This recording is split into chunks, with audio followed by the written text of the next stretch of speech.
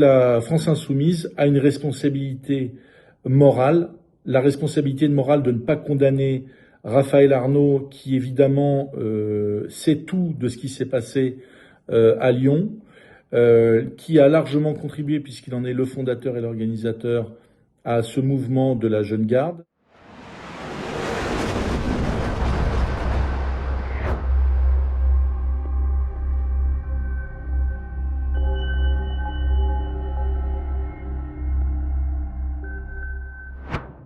Bonjour à tous et bienvenue dans une nouvelle émission d'actualité. Aujourd'hui, nous allons traiter des réactions politiques autour de la mort du jeune militant Quentin de Renques. Et pour cela, je reçois Charles d'Anjou, président d'Omerta. Bonjour Charles. Et tout d'abord, la France insoumise réfute toute responsabilité dans la mort de ce militant. Elle estime ne pas avoir à faire le ménage dans ses rangs. Mais quid de son député Raphaël Arnaud ? Oui, alors la France insoumise n'a pas de responsabilité directe dans le meurtre du jeune Quentin, puisque là, il faut aller chercher les 6 ou 7 personnes physiques, les 6 ou 7 individus qui ont participé au lynchage en règle de Quentin, lynchage effectué alors qu'il était à terre avec des coups de pied dans la tête et des coups de poing répétés alors qu'il était déjà, je dirais, en position de grande détresse. Mais la France insoumise a une responsabilité évidemment morale, puisqu'on voit bien que depuis plusieurs années, ce mouvement, je dirais, passe d'un combat politique assez classique, mené par des formations de gauche. Il y a toujours eu des formations d'extrême gauche en France, il y a eu notamment le Parti communiste. Mais la particularité de la France insoumise, c'est qu'il y a d'un côté une alliance avec des mouvements islamistes et des mouvements communautaristes. De l'autre côté, il y a aussi une évolution vers une forme d'insurrection qui est d'ailleurs un peu annoncée dans le terme les insoumis. On voit qu'il y a une volonté effectivement de ne pas se soumettre, mais de ne pas se soumettre, ce qui d'ailleurs n'est pas forcément une mauvaise chose, mais ne pas se soumettre tout en poussant évidemment à une forme d'insurrection avec des mouvements violents qui gravitent à l'intérieur ou en très proche périphérie de ce mouvement politique, comme par exemple les Black Blocs, et évidemment un certain nombre d'organisations comme la Jeune Garde, qui est assimilable aussi à une forme de mouvement Black Bloc, et qui, eux, utilisent de la violence physique, évidemment, pour s'en prendre à toute forme d'opposition.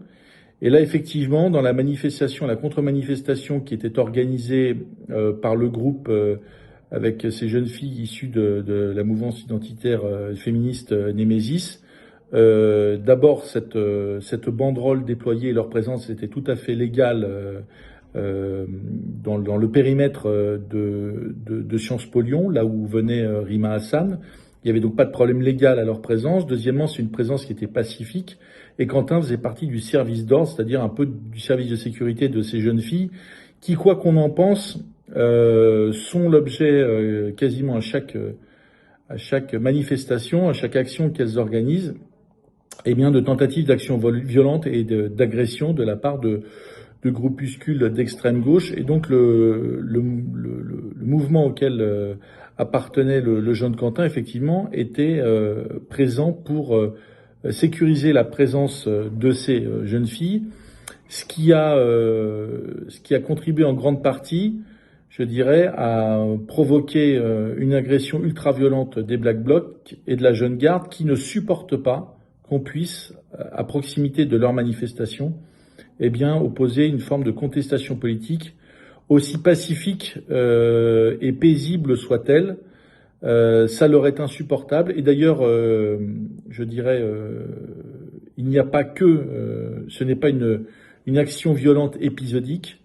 La Jeune Garde, Raphaël Arnaud, sont coutumiers du fait, comme les Black Blocs d'ailleurs. Ils sont régulièrement, à l'occasion de manifestations politiques ou pas d'ailleurs, les auteurs de dégradations, d'actions violentes contre des policiers, contre des citoyens, contre aussi les biens. Il faut se souvenir des participations ultra-violentes des Black Blocs qui ont infiltré le mouvement des Gilets jaunes, qui ont contribué à la radicalisation du mouvement, à la radicalisation des rapports avec les forces de l'ordre, qui ont été à l'origine de très nombreuses dégradations et qui se sont infiltrés dans le mouvement des Gilets jaunes à l'époque pour décrédibiliser le mouvement, puisque ce mouvement était un mouvement populaire citoyen, je dirais, assez bon enfant au départ, et que infiltré par les Black Blocs, il a effectivement, je dirais, il y a une forme de radicalisation avec la police qui s'est instaurée.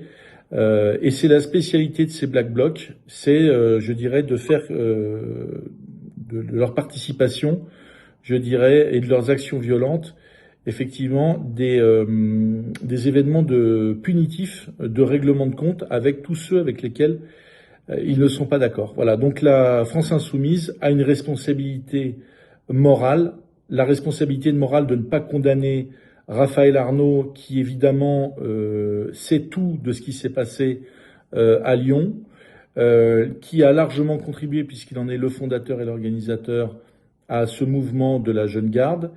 Et la non-condamnation de la France insoumise montre que ce mouvement assume une forme de violence politique, de violence physique et quelque part de progression vers une forme d'action politique insurrectionnelle qui est extrêmement inquiétante. Je le disais tout à l'heure, ils sont alliés dans les urnes et sur le terrain avec bon nombre de mouvements communautaristes, de mouvements radicaux, de mouvements islamistes. Et on est là dans le pire de ce que, je dirais, le combat politique, les formations politiques peuvent engendrer en France. D'ailleurs, pas qu'en France, on va en reparler. Cette alliance entre radicaux religieux et radicaux politiques d'extrême gauche est aujourd'hui une véritable gangrène dont il faut que nos concitoyens mesurent bien l'enjeu. Il faut se souvenir aussi que lors des dernières élections, Gabriel Attal avait appelé à faire barrage au Rassemblement national dans les urnes, mais n'avait pas appelé à faire barrage à la France insoumise. Et donc la Macronie et tout ce centre mou a une responsabilité aussi morale et politique dans la montée de la France insoumise qu'ils ont contribué pendant des années, je dirais, à normaliser. Étant obsédés par le risque du Rassemblement national et d'être battus par le Rassemblement national, ils ont aussi fait la courte échelle aux candidats de la France insoumise afin que, dans bon nombre d'élections, ils puissent gagner face aux candidats du Rassemblement national. Donc, responsabilité de la France insoumise et responsabilité aussi des centristes mous qui n'ont pas voulu voir venir le danger et qui ont permis à ce mouvement politique de progresser, de gagner un bon nombre de sièges de députés lors des dernières élections législatives. De plus, Charles, ce week-end, il y a eu à Lyon un hommage à Quentin réunissant 3500 personnes. Suite à cela, Jean-Luc Mélenchon a posté sur la plateforme X, je cite, sur BFM, les courageux journalistes défendent les manifs nazis, pour parler des journalistes qui ont justement couvert cette action. Jean-Luc Mélenchon est un trotskiste qui s'est engraissé au Parti socialiste et au Sénat pendant des années en vivant comme un bon bourgeois de gauche socialiste et qui, pour survivre politiquement, s'est radicalisé, mais qui au fond de lui est resté ce qu'il était, c'est-à-dire un trotskiste et un lambertiste. Et donc l'argument d'assimiler les patriotes, quelle que soit la formation à laquelle ils appartiennent, quelle que soit leur formation intellectuelle, à des nazis, c'est une vieille méthode de la gauche pour discréditer tout ce qui s'apparente à du patriotisme, à l'amour de la France, à la défense de ses traditions, de son territoire, de ses frontières, etc. Jean-Luc Mélenchon est un internationaliste qui est pour la créolisation de la France, qui a fait alliance avec les islamistes et qui ressort là, je dirais, vraiment l'attaque ad Hitlerum, c'est-à-dire quand on n'est pas d'accord avec la France insoumise, on est finalement dans une forme de nazisme. C'est totalement ridicule. Jean-Luc Mélenchon, avant d'aller faire la leçon de morale aux autres, lui qui est très largement dépourvu de morale, devrait commencer par effectivement faire le ménage dans ses rangs, car laisser graviter dans son mouvement des individus qui participent comme les pires racailles de cité qu'on voit à l'œuvre sur les Champs-Élysées ou sur le Champ de Mars, au lynchage à 6 contre 1, c'est-à-dire en dehors de toutes les règles de bienséance, je dirais les règles d'honneur dans le combat, y compris le combat à main nue, c'est-à-dire en tombant comme une meute d'animaux sauvages sur un pauvre gamin assis contre un en le frappant à terre. Donc ces individus comme Jean-Luc Mélenchon sont dénués de toute forme d'honneur, de toute forme de courage aussi. Mais c'est comme d'habitude avec cette ultra-gauche qui n'a ni morale ni principe. La seule chose à laquelle ils peuvent se référer, c'est de traiter les gens de nazis. Voilà. Le reste, mettre de l'ordre dans sa formation politique, condamner les acteurs d'actions violentes, il en est incapable parce que c'est une partie de sa base électorale, c'est une partie de son fan club, et c'est aussi une des méthodes, et je le disais tout à l'heure en parlant de pratiques quasi insurrectionnelles, c'est une méthode de la France insoumise de s'imposer en faisant peur, en essayant de terroriser les adversaires politiques. Alors terroriser les adversaires politiques quand on a effectivement en face, des partisans d'Emmanuel Macron et des centristes, c'est assez facile parce qu'ils ne sortent jamais dans la rue, mais quand on a en face des patriotes qui assument, leurs idées, qui ont le courage de leurs idées jusqu'à descendre dans la rue pour les défendre et pour manifester, eh bien effectivement là, il y a du répondant et il y a forcément confrontation. Je rappelle aussi à nos auditeurs que ce que Jean-Luc Mélenchon appelle les nazis, ce que les macronistes appellent l'extrême droite, qui sont en réalité des patriotes, font l'objet, ne sont quasiment jamais, lorsqu'ils manifestent, l'auteur ou à l'origine de dégradations, d'actions violentes, etc. Les manifestations de ce qu'il appelle l'extrême droite, en tout cas au moins depuis 10 ans, se passent, dans la très grande majorité des cas, sans aucun problème. Par contre, quand on regarde les manifestations de l'extrême gauche, de la France insoumise, de ses avidés, de leurs alliés, c'est de la fraction violente via les Black Blocs et la Jeune Garde, c'est systématiquement des dégradations monstrueuses et des actions violentes, de la brutalité, des agressions. Voilà. Donc Jean-Luc Mélenchon est dans la position d'un bourgeois d'extrême gauche malhonnête, ce qu'il a toujours été. Et il manque de courage pour calmer ses petits nervis. Et je pense qu'à court terme, c'est un très mauvais calcul, puisque les gens, même des gens qui ne sont pas très politisés, comprennent bien que ne pas condamner l'action de ses partisans à 6 contre 1, alors que la personne agressée est à terre, personne ne peut comprendre. Donc je pense que c'est un très mauvais calcul politique à court et moyen terme pour la France insoumise. Toujours à propos de Jean-Luc Mélenchon, il a récemment déclaré, encore une fois, je cite, « Les gens ne peuvent pas croire que ce sont nous, les insoumis, qui avons tué un jeune dans la rue. Ce n'est pas crédible. » Mais finalement, cette mort ne serait-elle pas l'aboutissement d'une idéologie extrême qui est défendue depuis longtemps par la France insoumise ? Oui, l'idéologie de la France insoumise, c'est une montée vers l'insurrection.